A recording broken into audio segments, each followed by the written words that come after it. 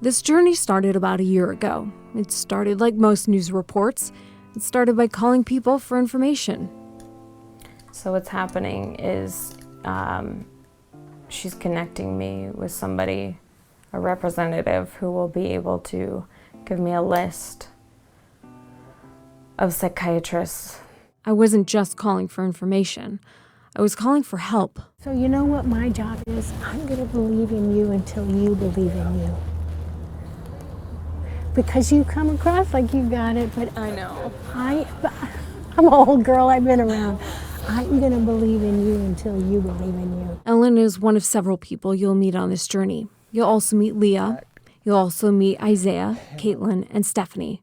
She was the one that told me, you need to be your own advocate, you need to educate yourself, and you need to learn and be aware of what's going on. Doctors prescribe medication. You're still depressed, but you're not really depressed on antidepressants. People inspire you. Ellen, Leah, Isaiah, Caitlin, and Stephanie are about to share their stories of mental illness and suicide. And so am I. And it's only fair to also raise my hand and say, yep, me too.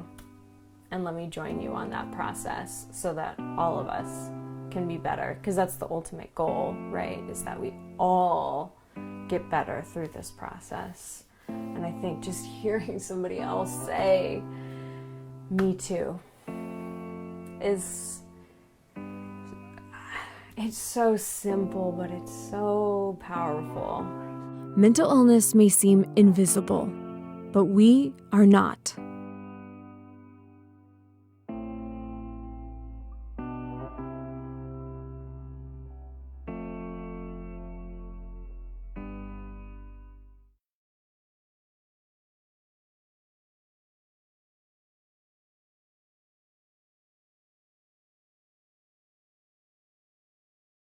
I had left to run a few errands with one of the other girls, and we got home around 4 o'clock. So I said, go wake up Jaden and tell her it's time to get ready for soccer. My other daughter came down very quiet, and she's like waved at me. And so when we got up there and I found Jaden in her closet, it was just an immediate shock. And there was a lot of screaming. Myself, her siblings, we all have PTSD related to it. It's not an easy thing to deal with.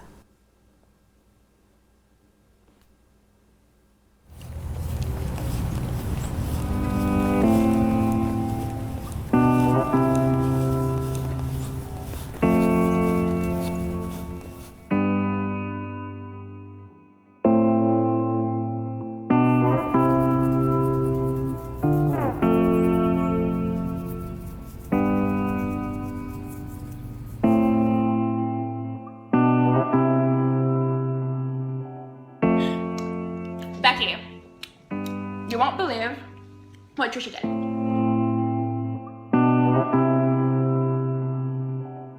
You know what she did? She went to Starbucks without me.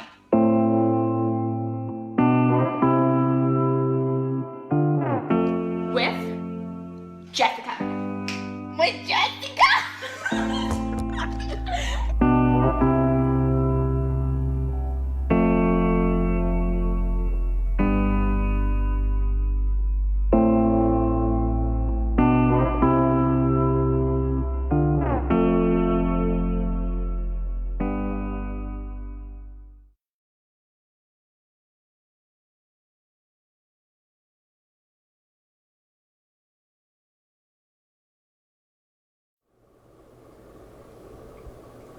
She was not just one label.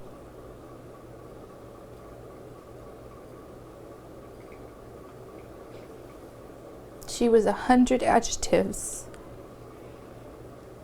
but not one of them should have been depression.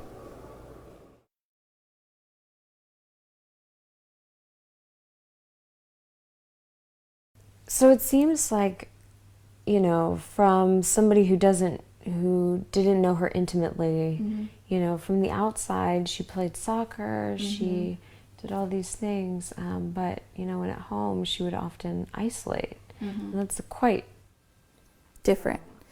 Yeah. I think that she presented a very different mask to the world than what she was feeling. I feel like she had this need to not make other people uncomfortable with her pain or her discomfort, so she would wear this mask.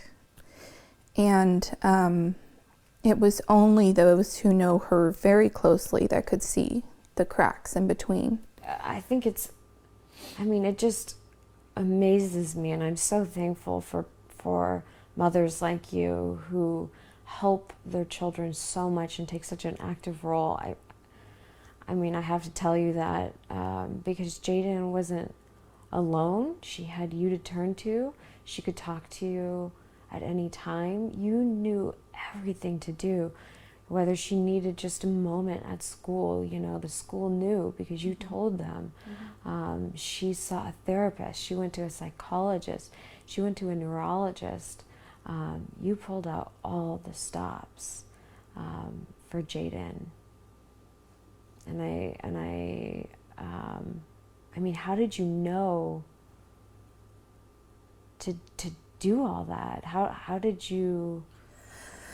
Well, I'm a registered nurse, so I had to do a rotation in mental health. We all do have a clinical class and a class in clinical hours in mental health, and I myself had dealt with depression at different periods in my life due to whatever the situation was precipitating it, but I knew it wasn't something to play with. I knew it wasn't something to ignore.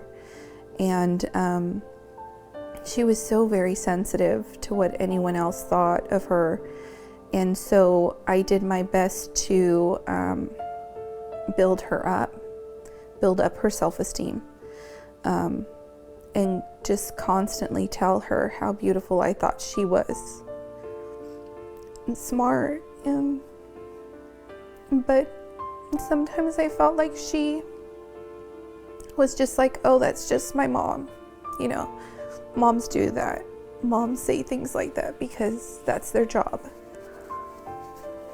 But I would have done anything for her.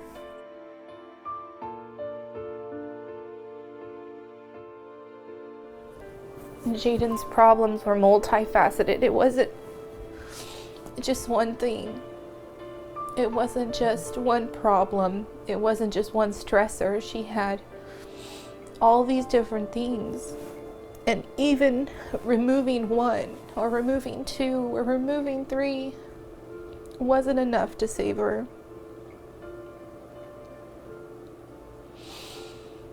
It wasn't enough.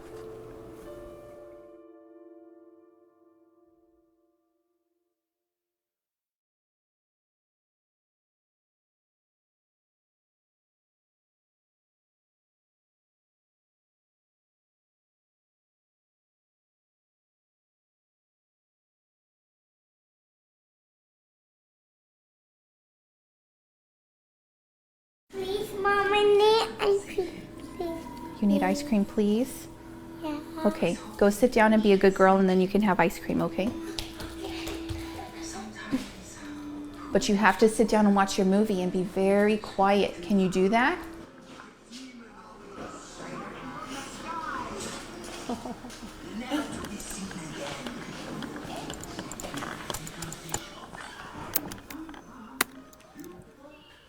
I know that when I was struggling with Jaden, when she was talking about her suicidal ideation and things of that sort, I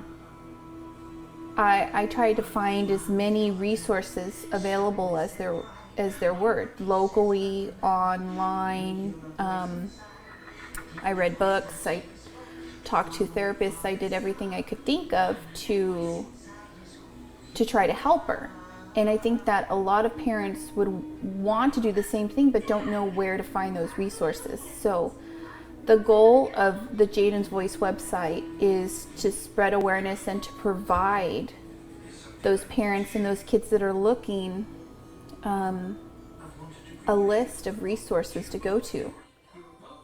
If they ask what happened, if they asked, or if I'm just explaining to them what Jaden's Voice is, I'll tell them that I lost my daughter to suicide.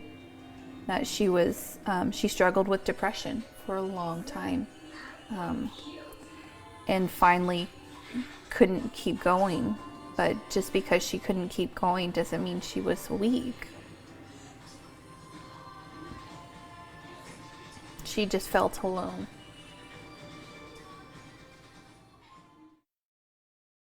She's 12 years old, and her mother has to live with that for the rest of her life.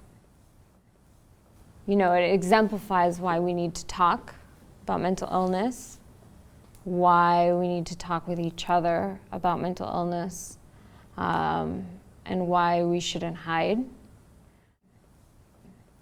We're filming a documentary on mental illness and suicide. And I know that even saying mental illness and suicide is really hard for people to even hear. I know that for mental illness and suicide, to hear about it, to see it, and to understand it can be really, really difficult. And so our goal is to give you guys and to give everybody else a visual vocabulary for these things so that we can help other people feel empathy for other people's pain and to show what is invisible to other people.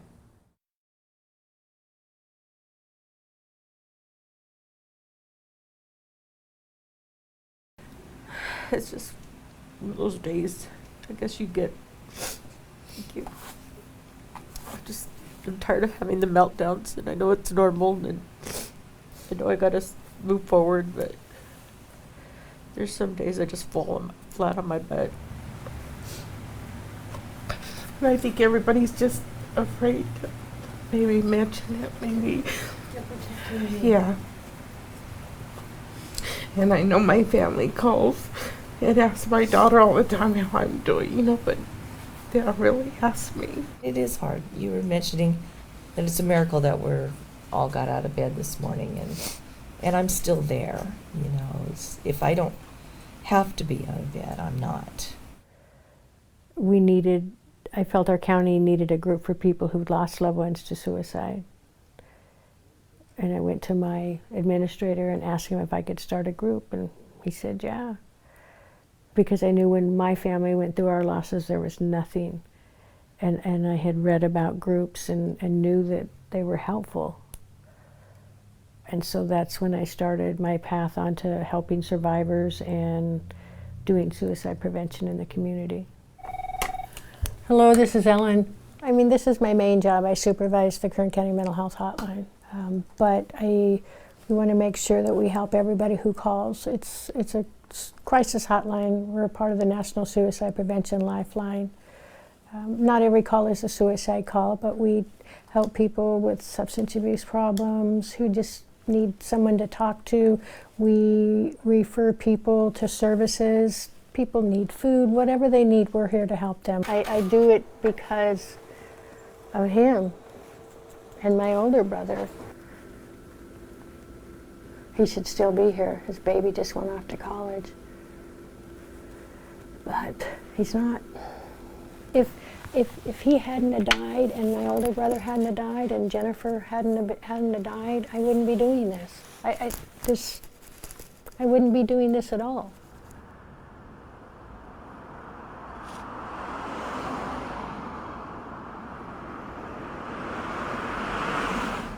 When did everything start happening? Did it start happening with your older brother or your twin brother, or your depression symptoms that kicked in? It was actually me. I was supposed to be the one who was dead. I didn't think that I would be here.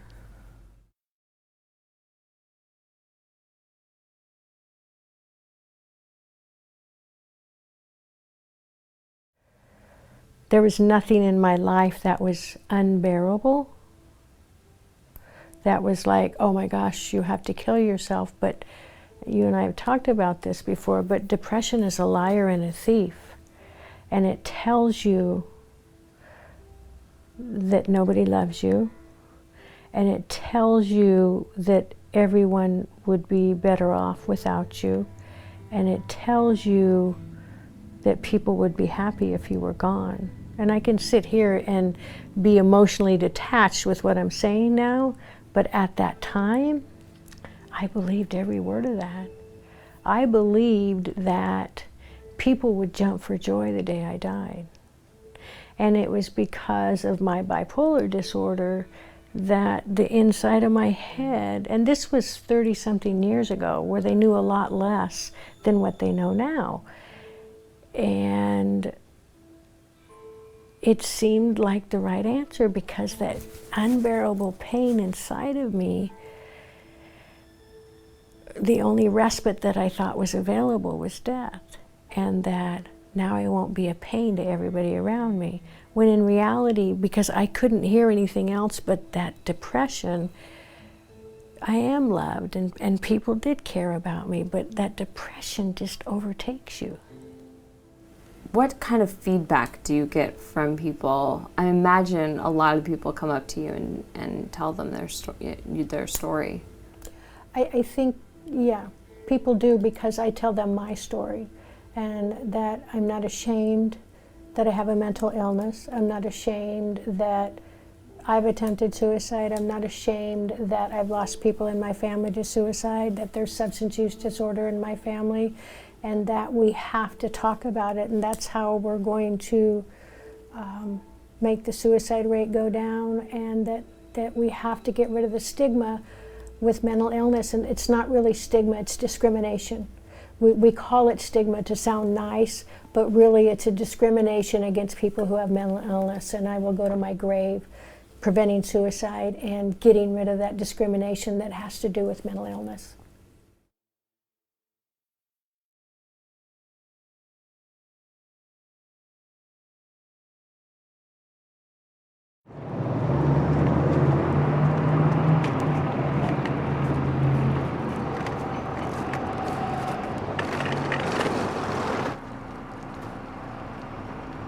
First thing I thought about, though, was seeing those people on the street, pushing a basket or talking to themselves, and thinking, okay, that could be my son, and it just reminded me that it just made me feel like, that's just the stigma alone. There's no way that a person should have to live like that, and my son was going to live like that. I would say it was like mourning the loss of one son, because it's everything that you knew and wanted for him is gone. Not gone like that, but just gone, and you have to learn about the new Isaiah. I'm just getting everything fixed, making sure everything's okay. True.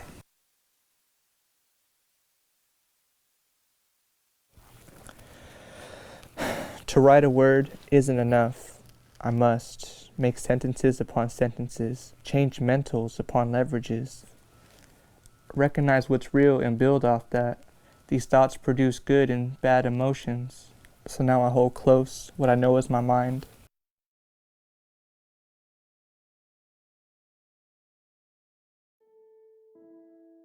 Oh yeah, I've been having episodes, like little episodes, here and there, sometimes sometimes I haven't hurt anybody or verbally hurt anybody.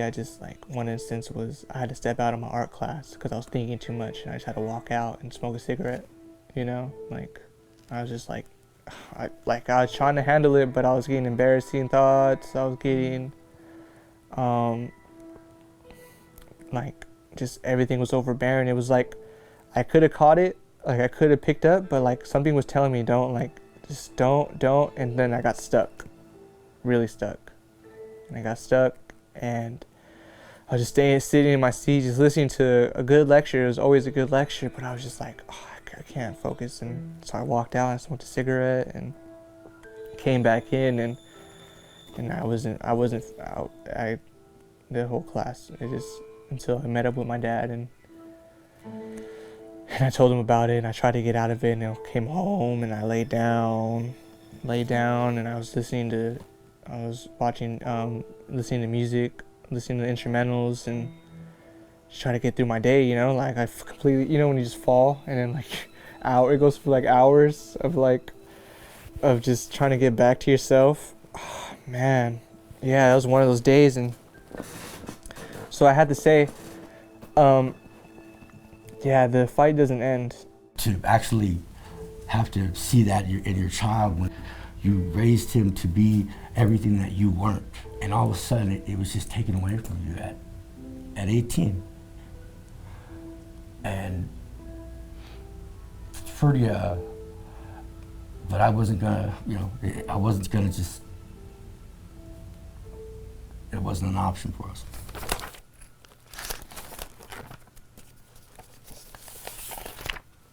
So what could I find? Being blind is having no sight, and I'm feeling like I'm seeing bright lights, getting together what I'm feeling tonight. It feels right, not concealed, my God appeals and reveals life. I know my past has a purpose. So when I'm looking at my old words, feeling absurd, I changed course because I know now those words were perfect. You write and you tell yourself what later you can do for yourself. And that's how you plant a seed. That's how you grow something. You're like, you give your all to this right here, and in hope, and so you, like, you know, that if yourself can look back and be like, man, that's good, I appreciate that, now I'm gonna be on my way, you know. Don't let it make you its owner. Like, don't let it own you. Like, don't let it make you, you know what I mean? Don't just because you fell and it was your fault, you know, it was your fault, like you fell, like it's my fault when I fall. Don't look at that. Don't look at you're falling and it was your bad, but don't look at that. Like, own it. Own that you did it, and, you know, if you can, laugh it off, but just pick yourself up. We're gonna be okay, you know, and you know, stigma is I just, you know, it's my son, and for some crazy reason, you know, they took him away, but we got him back. You know, and it's just a new and improved now, a new and improved Isaiah now.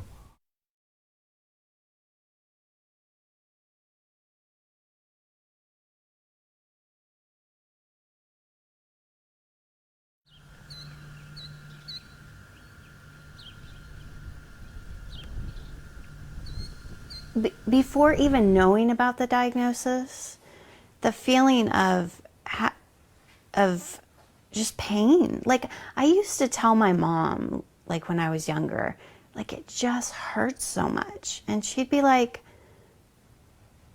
but it doesn't appear there's anything to hurt about. Like, I looked fine physically, but I used to tell her, it just hurts.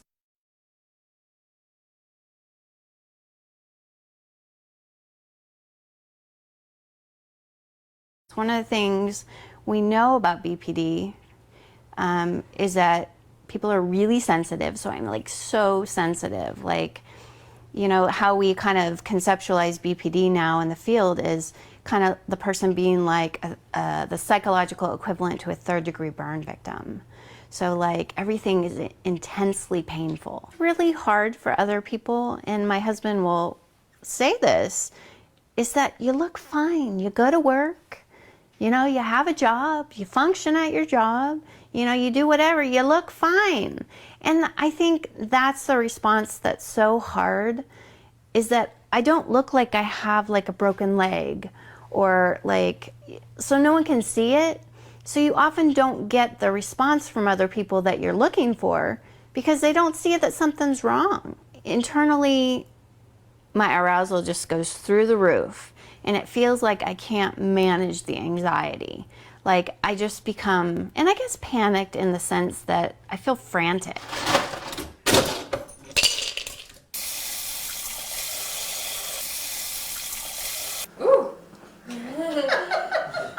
My husband always knows when I've had a really hard night because he'll come down and there's a bowl of ice water downstairs. And that's another technique, is putting ice in a bowl and putting your face in the freezing cold water. Because when you get anxious, you need something to kind of jolt you out of it. Like think of jumping in like a freezing cold lake or something. You're not really thinking about what's upsetting you at that point. You're just thinking about how cold it is. And even with that, sometimes the arousal only comes down enough to just get through it. It doesn't take it away. It might only bring it down enough so that you're not damaging your relationships, you're not quitting work, you're not doing these things that keep your life in chaos.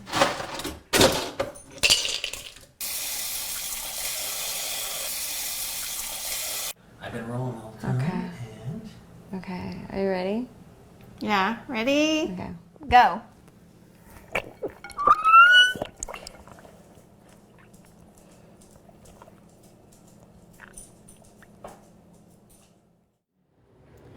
Everyone in this documentary mustered a tremendous amount of strength and courage and power within themselves to share their stories. It's really beautiful, it's inspiring, and it's motivating. So I'm going to share my story. I'll start with this picture. It was taken when I last felt truly happy. I was good. But about a year later, my symptoms exploded. I lost 25 pounds in just months. I was experiencing skull shaking, stomach churning, anxiety. And about the time that this picture was taken, I cut myself for the first time. And then there's this picture. A friend took it. They're lyrics from a favorite song of mine. I wrote them as a suicide note. I thought leaving the city that I was living in at the time would help. It didn't. I had no idea what was going on with me until I started this documentary. Started learning, started getting answers. So I agree. I think borderline personality disorder is a very, very, very good way of describing your behavior, but yeah. But to be continued. I would say, yeah, it's probably, I would say 70-80% certainty that's what you have.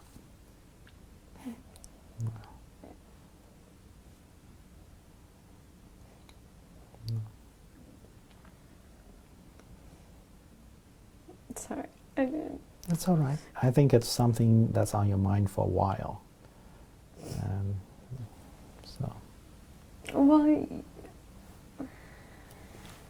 just want to know when you just want an explanation, I guess. Yes. Yes. You know, it's like, why is this happening to me? Yes. Why? Why? So it's kind of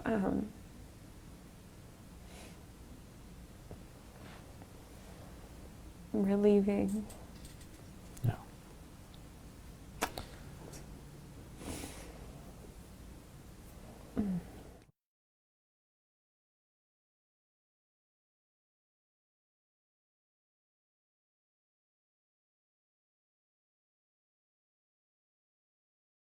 How many years would you say that you have had borderline personality disorder?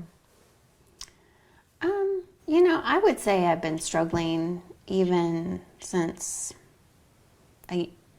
probably preteen. That's the nature of BPD, is like you're fine one minute and you're not fine the next minute.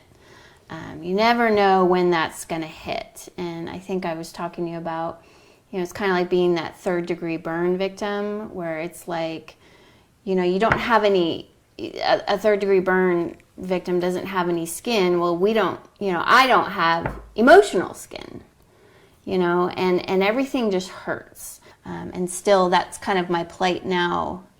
That's makes life so painful, is being so sensitive about everything. I was just smiling as you said that, not because I'm insensitive, but because I literally had a moment like that right before I came here. Mm-hmm. So I walked by 2 of my coworkers and they started laughing. Mm-hmm. And I was like mortified. Right. My feelings instantly got hurt because I thought they were laughing at me because I was walking in. And I had walked right past them, and so I thought they were laughing at me. And my anxiety went from like 0 to 100.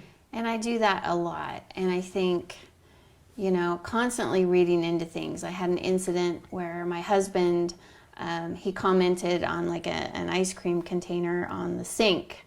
And no biggie, you know, I'd just eaten some of the ice cream, and immediately I got upset, and I told him, I said, you think I'm fat and you're going to leave me, you know? And it's like constantly reading into things and being really sensitive. And then a lot of times it goes to those fears that people won't like me or they'll leave me, that kind of thing. I'll admit that I didn't know that I had this before starting this documentary.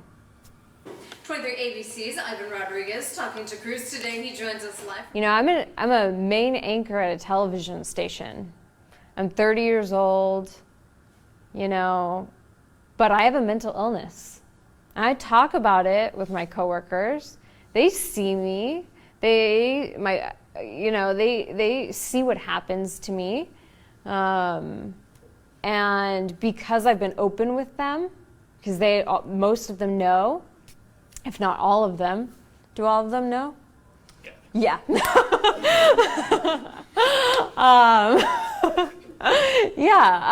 You know, it makes me feel safer in that environment. I think when people come out and say, hey, this happens to me, you know, that people are not going to be so afraid to say it. I mean, you know, we think things like, you know, we talk about AIDS or cancer or things like that. Those used to be hush hush, you don't talk about those kind of things. But as it became more, you know, talked about and accepted, and research was done and some developments in the field were made, people weren't so scared to talk about it anymore. I think that's true with anything.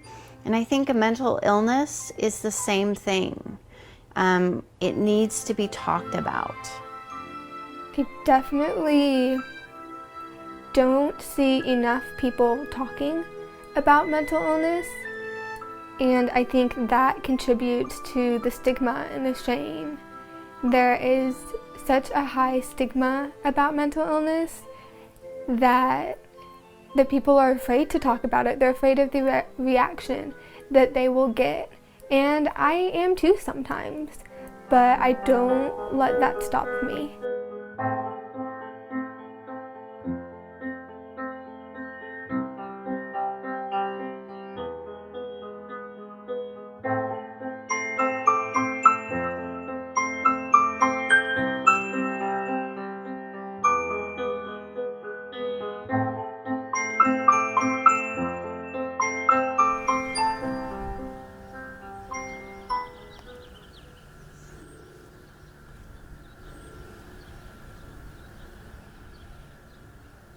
If my parents hadn't been so great in getting me help and treatment right away, I definitely would not be here today. I can tell you that right now.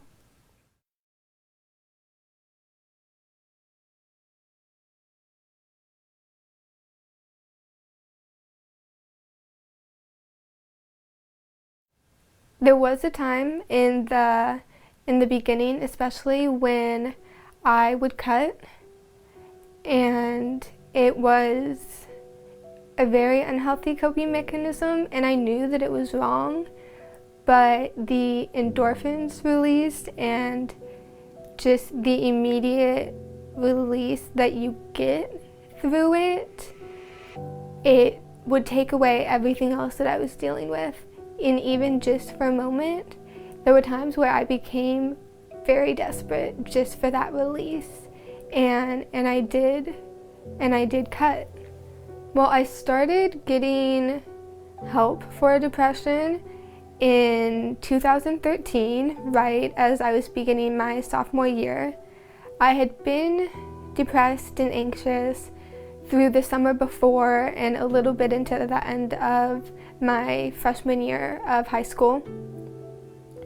But sophomore year, my parents found out about it. I told my parents, and my mom took me to see a therapist. And then I started experiencing symptoms of psychosis in, November of 2013. It was right after I had turned 16. And so I had a lot of trouble with that.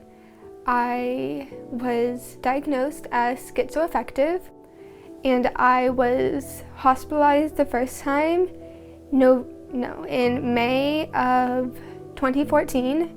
I was hospitalized, and then again in UCLA in their hospital, June of 2014. I was hospitalized for the third time in UCLA, December of 2014. And then I had started experiencing flashbacks and memories of an assault, of being attacked, being raped. I didn't know what was going on. I was so scared. And so I didn't tell anybody for a really long time. I was scared that I wouldn't be believed, which happens so often. So I didn't tell anybody for the longest time. But that made my depression worse. And I became suicidal. And I knew that if I didn't tell my therapist, I knew that I would end up killing myself. So I couldn't do it in person. I wrote him an email telling him what had happened, and I got sent to my 4th hospitalization, where the diagnosis of schizoaffective was changed to PTSD. And since coming out about what happened, those were greatly reduced. I stopped having all the problems with that I had been having. And so I was still very depressed though. I spent 3 weeks in the hospital. I came home for 3 weeks, and then I got sent back to UCLA for the 5th time because of suicidal ideation. And at that point I was almost 18. It had been 3 years of struggling with all of this mental illness, and I was almost 18, and something needed to happen. I couldn't continue my life living like that, just in and out of hospitals, trying to fight a battle that I wasn't winning. And so I went to residential, and that was the best thing that could have ever happened to me. I got stable for the first time. I got help that I needed, and they set me up with so many coping skills. I learned how to deal with my life the way it was. Everything wasn't perfect. It didn't magically fix me, but I learned coping skills that I needed to know to learn how to live with my life how it was.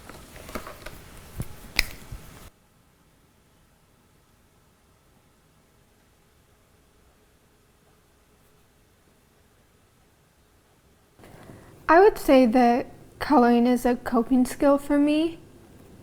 It's very therapeutic. I think it helps a lot, but I use it mainly as a coping skill when I'm anxious or when there's just too much going on inside my head and I need to get away from it for a little bit.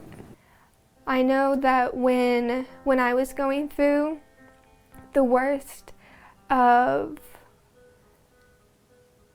the mental illness, the worst of what had happened to me, that I was always looking for somebody I could relate to, somebody young, somebody who I could see myself as, who was speaking out about mental illness, who was saying that it was going to be okay, that you will get through this.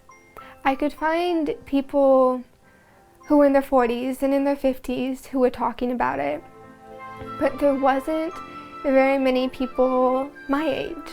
There wasn't anybody, there weren't any young teenage girls or young adults who were talking about it, and that was a problem to me because it's not just something that affects adults.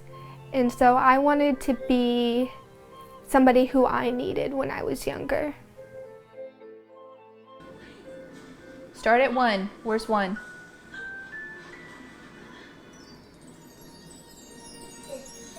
That's an E, yes. They usually will ask me what happened, or I'll say that, you know, Jaden was very depressed and that I lost her to suicide in July. She was only 12.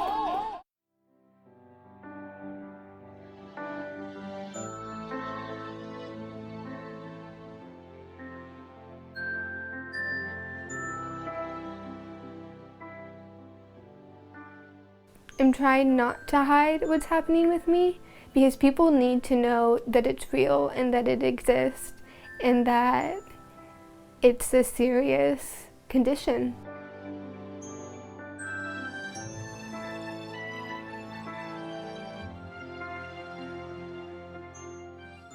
No one wants to think or talk about the possibility of their child or their teenager you know, ending their lives. And it happens a lot more often than people want to talk about. And I think that as parents, we wouldn't be blindsided if it was already part of the dialogue.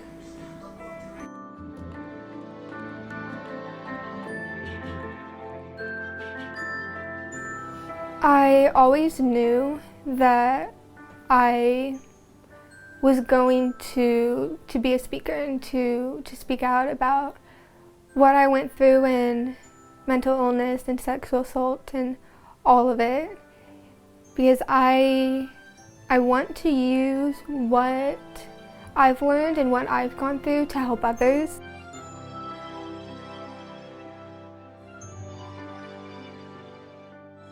One of my friends would leave Post-it notes on people's cars in the grocery stores where she would go with her kids to pick up stuff, and it would just say, you know, you matter.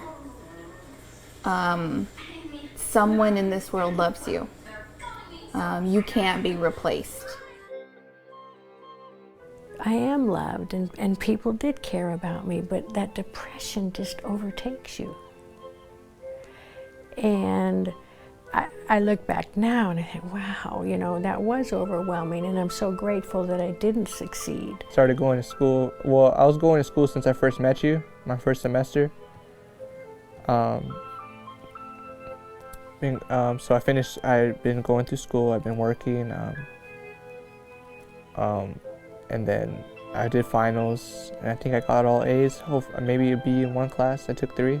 It is so much better. Like, I have a life I actually want to have, and I'm still in a lot of pain in a lot of ways. But like, I don't feel suicidal anymore. I don't feel generally that I want to give up. I'm having a really bad bout with anxiety this year, and I've had to deal with that.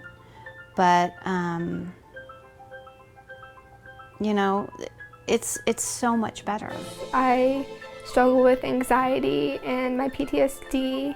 Occasionally the depression will flare up, but I've learned how to live with it, and I've developed a support system around me that is great, and I'm living my life. This documentary is for you, for anyone who's struggling, and for those who know someone struggling with mental illness. We hope you take comfort in our stories because we know what it's like. We know every single day can feel like a battle, and we also know that it can get better. We're living. We're no longer invisible. We are visible.